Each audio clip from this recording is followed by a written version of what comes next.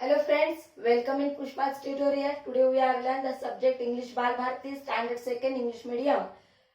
Lesson number 1.5 Language Study.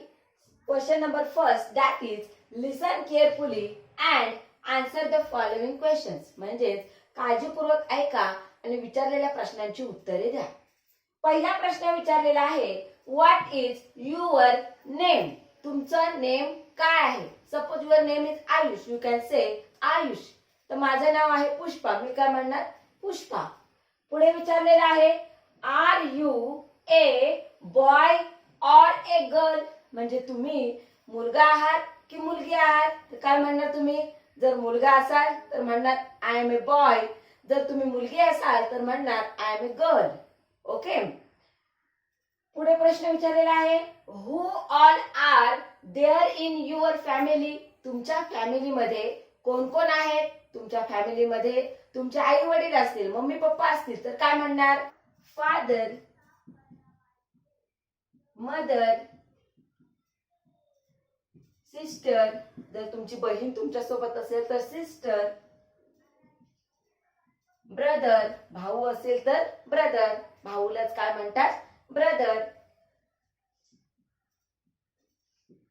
आजी असेल, आजोबा असेल तर ग्रँड पॅरेंट्स, ग्रँड पॅरेंट्स असे तुम्ही उत्तरे देऊ शकता. पुढचा प्रश्न विचारलेला आहे विच, WHICH, विच. विच म्हणजे काय कोणता. Which places do you like to visit. तुम्हाला कोणत्या ठिकाणी जायला आवडतं. तुम्हाला जर बीचवर जायचं असेल तर अलिबाग असं म्हणाल. तुम्हाला कोणत्या गार्डन मध्ये जायचं असेल तर गार्डन म्हणाल. जे तुम्हाला आवडतं त्या ठिकाणाचं नाव लिहायचं आहे. पुढचा प्रश्न विचारलेला आहे which is your favourite animal. तुम्हाला कुठलं एनिमल आवडतं. तुम्हाला कॅट आवडत असेल तर कॅट लिहा, CAT, कॅट. तुम्हाला डॉग आवडत असेल तर डॉगची स्पेलिंग लिहा, DOG, डॉग. तुम्हाला जर एलिफंट आवडत असेल तर एलिफंटची स्पेलिंग लिहा. जो एनिमल तुम्हाला आवडतो त्या एनिमलची स्पेलिंग तिथे लिहायचं आहे उत्तर म्हणून. आणि लक्षात. पुढे बघा. पुढचा प्रश्न असा विचारलेला आहे what do you like to eat. तुम्हाला काय खायला आवडतं. तुम्हाला वडापाव खायला आवडत असेल तर वडापाव लिहा. तुम्हाला समोसा खायला आवडत असेल तर समोसा लिहा. त्या स्पेलिंग फक्त तुम्हाला तिथे लिहायच्या आहेत. पुढे what is your favourite toy. तुम्हाला कोणतं खेळणं जास्त आवडतं. तुम्हाला डॉल आवडत असेल तर डॉल लिहा. तुम्हाला आणखी दुसरे कोणते कार आवडत असेल खेळण्यातले तर कार लिहा. म्हणजे जे तुम्हाला आवडतं त्या खेळण्याचं नाव लिहा. हे तुमचं उत्तर असणार. पुढचा आहे प्रश्न what do you write with a pen or a pencil. म्हणजे तुम्ही पेनाने लिहिता की पेन्सिलने लिहिता. तुम्ही आता पेन्सिलने लिहित असाल मग तुमचं काय उत्तर असणार ए पेन्सिल, ए पेन्सिल. बघा अशा पद्धतीने फक्त एक वर्ड लिहून तुम्हाला विचारलेल्या प्रश्नांची उत्तरं लिहायची आहेत आणि सांगायची आहेत. हा झाला पहिला क्वेश्चन. आता आपण दुसऱ्या क्वेश्चन कडे वळूया. बघा नेक्स्ट क्वेश्चन आपल्याला असा विचारलेला आहे लेट्स प्ले म्हणजे खेळायचं आहे. एक छोटासा गेम आहे. खेळताना तुम्हाला देखील मजा होणार आहे. बघा याच्यामध्ये काय सांगितलेलं आहे लेट्स फॉर्म 4 ग्रुप्स. म्हणजेच काय करायचे आहेत 4 ग्रुप तयार करायचे आहेत. म्हणजे 4 मुलांचा एक ग्रुप असा तयार करायचा आहे. Now pick up any one of the card. आता काय करायचंय कार्ड उचलायचं आहे. तुम्हाला प्रत्येक कार्डवर एक लेटर लिहिलेले असेल. अशाच 26 लेटर पैकी एक लेटर तुम्हाला उचलायचा आहे. Write down as many names as you can. तुम्ही जो लेटर उचलाल त्या लेटर वरून सुरुवात होणारे मेनी नेम्स म्हणजे खूप सारे नावं तुम्हाला शोधायची आहेत, आठवायची आहेत आणि लिहायची आहेत. Related to your cards. You may discuss with your group member. तुम्ही तुमच्या ग्रुप मेंबर सोबत डिस्कस पण करू शकता. एकमेकांना विचारू शकता, सांगू शकता. When you finish call Bingo. जेव्हा तुम्ही फिनिश कराल तेव्हा म्हणायचं आहे बिंगो. काय म्हणायचं आहे Bingo. The groups with the maximum numbers of examples will win. ज्या ग्रुपने मॅक्सिमम नंबर्स ऑफ नेम जर लिहिलेले असतील, जास्त नावं जर लिहिलेले असतील, तर तो ग्रुप ठरणार विनर. आलं लक्षात? हा आपल्याला गेम आता इथे खेळायचा आहे.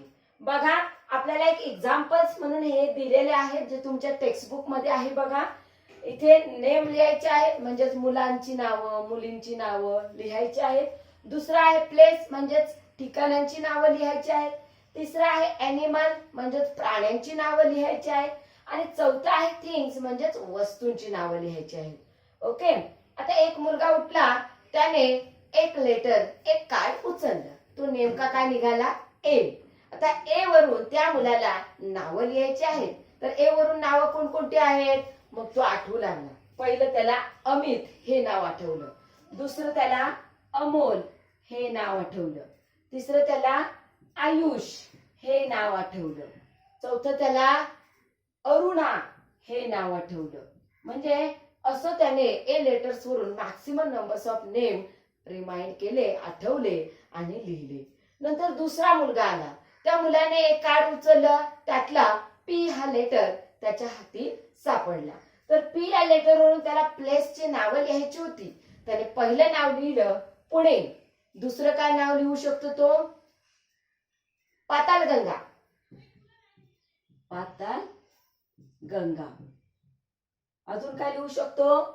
पंढरपूर. पंढरपूर. अजून काय लिहू शकतो?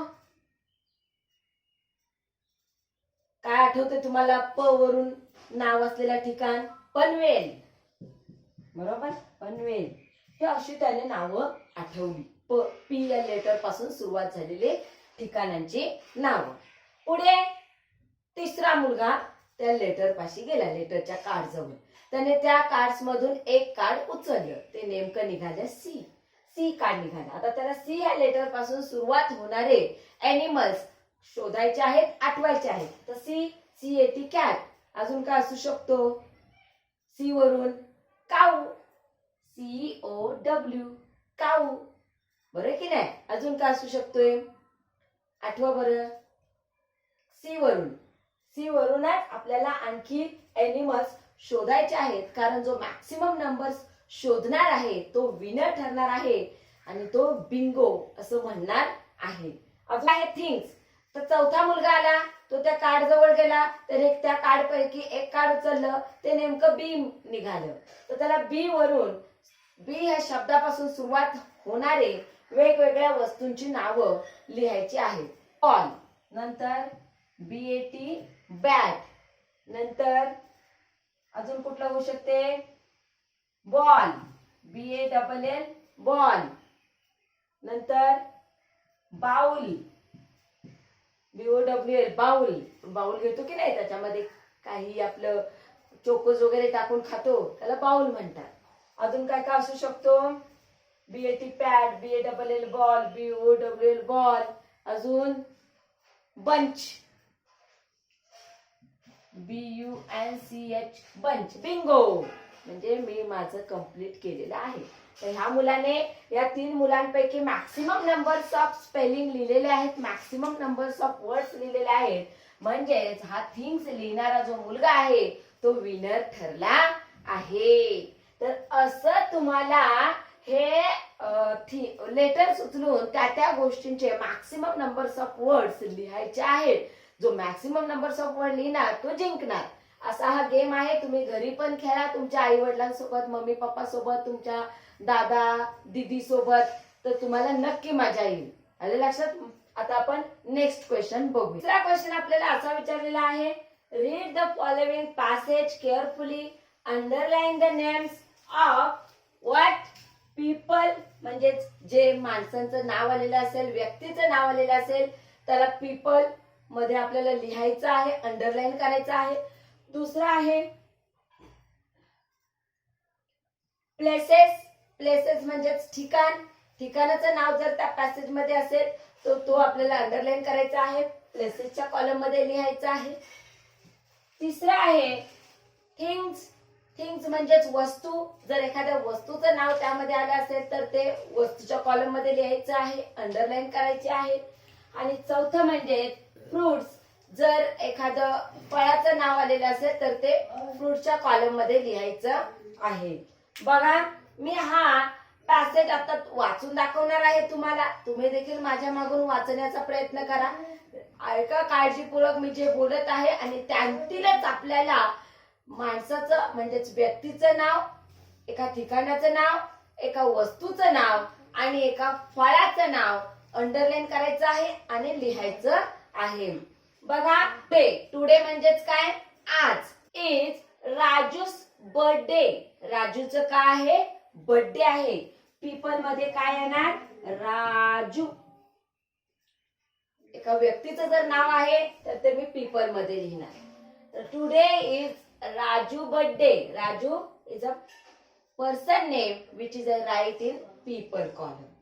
Then next, he is getting ready for the school.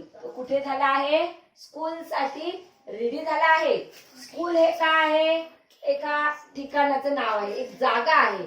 म्हणून मी काय लिहिणार, ती प्लेसेस मध्ये लिहिणार. It's a place name. That is why I write this in place column and underline this word. Then his mother. Mother, this is a person name.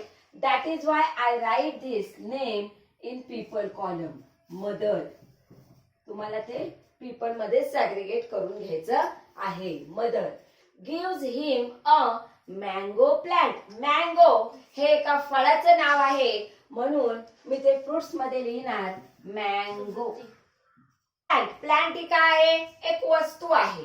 मग मी त्याला काय लिहिणार, थिंग्स आहे. म्हणून मी थिंग्स मध्ये लिहिणार plant. Mango plant. In a pot. Pot ही देखील एक वस्तू आहे. म्हणून मी ते काय लिहिणार, थिंग्स मध्येच लिहिणार पॉट. त्यानंतर all his friends wish Raju in the school. Friends. Friends हे काय आहे, पीपल मध्ये येणार आहे, व्यक्ती आहेत. म्हणून मी फ्रेंड्स ह्या पीपल मध्ये लिहिणार FRIEND. फ्रेंड्स हे बघा इथे.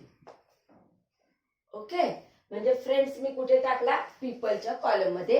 All his friends wish Raju in the school. म्हणजे सगळे जे फ्रेंड्स आहेत ते राजू साठी विश करत आहेत स्कूल मध्ये. They sing happy birthday with their teacher. Teacher हे देखील काय आहे, एका पर्सनचं नाव आहे. म्हणून मी ते पीपल मध्ये लिहिणार. हे बघा टीचर. ओके, त्यानंतर पुढे. Then the teacher takes them to the backyard.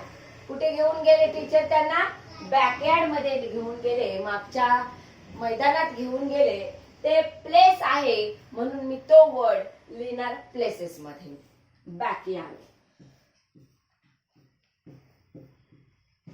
पुढे आहे plants the mango plant there. Everyone. Everyone हा देखील व्यक्तींसाठी उद्देशला गेला शब्द आहे. म्हणून मी काय लिहिणार, तो वर्ड पीपल मध्ये लिहिणार एव्हरीवन. क्लॅप. क्लॅप म्हणजे आपण एक गोष्ट करतो, टाळ्या वाजवतो. फॉर हिम म्हणजे प्रत्येकाने काय केलं आहे, त्या राजूसाठी टाळ्या वाजवल्या आहेत. कारण त्या राजूने आपल्या बर्थडेच्या दिवशी एक मँगो ट्री प्लांट केला आहे, लावला आहे. ओके, हे झालं तुमचं लास्ट वाली एक्सरसाइज की जी language study lesson number 1.5 unit 1 मध्ये दिलेली आहे. असेच पुढचे लेक्चर्स पाहण्यासाठी तुम्हाला आपला चॅनल सबस्क्राईब करावा लागेल, म्हणजेच तुम्हाला सर्व व्हिडिओज दिसतील. थँक्यू.